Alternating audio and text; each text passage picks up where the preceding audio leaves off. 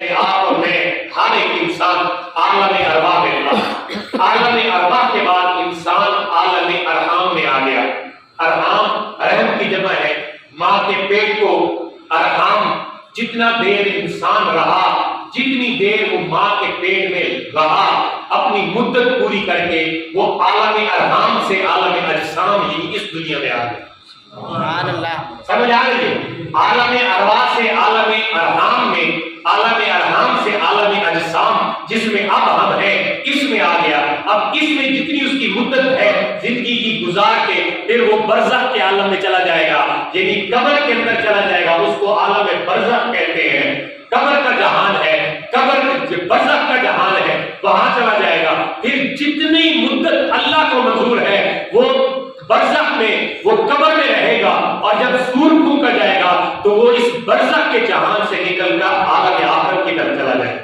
سبحان اللہ. ہر ایک انسان کو اس مراحل سے گزرنا ہے، ان عالموں سے گزر کے جانا ہے. اسے ہر ایک انسان کو، اس نے چاہے وہ چھوٹا انسان ہے، چاہے وہ بڑا انسان ہے، چاہے وہ امیر ہے، غریب ہے، چاہے وہ عام بشر ہے یا کوئی بڑے عہدے پہ فائز ہے، بڑے منصب اور ذات اور جاہ و جلال اور رتبے والا ہے، ہر ایک انسان کو ان عالم کی اس نے چکر میں اس نے رہنا ہے اور چکر لگا کے بالآخر اللہ کی بارگاہ میں عالم آخرت اس سے پہنچ جاتا ہے.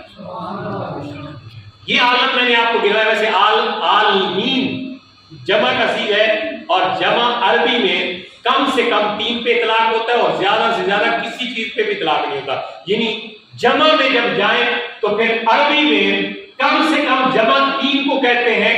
اور اس سے اوپر چاہے آپ کروڑوں میں، کھربوں میں اور اربوں میں ایک لفظ استعمال کریں تو اسی ایک لفظ سے اربوں کھربوں مراد ہو سکتے ہیں.